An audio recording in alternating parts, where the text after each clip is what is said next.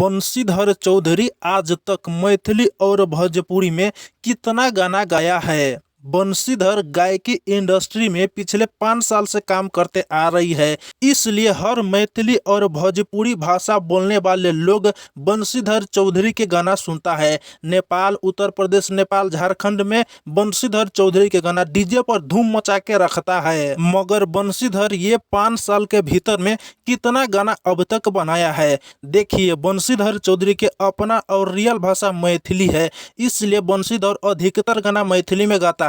बंशीधर के जितना भी हिट गाना हुआ है वो मैथिली गाना ही हिट हुआ है। भोजपुरी में बहुत ही कम गाना गाता है बंशीधर, कुछ परसेंट हिंदी गाना भी गाता है, मगर सबसे ज़्यादा मैथिली गाना गाता है क्योंकि उसका जन्मभूमि कर्मभूमि मैथिली भाषा से है। इसलिए मैथिली के आगाड़ी बढ़ाना चाहता है बंशीधर चौधरी, इसीलिए वो मैथिली गाना गाती है बंशीधर। मगर सभी मिलाकर के अब तक कितना गाना गाया है तो देखिए, बंशीधर चौधरी 5 साल के भीतर में पूरे 5000 से ज़्यादा गाना गा चुका है, जिसमें से ज़्यादा गाना मैथिली है और कुछ ही परसेंट गाना भोजपुरी है।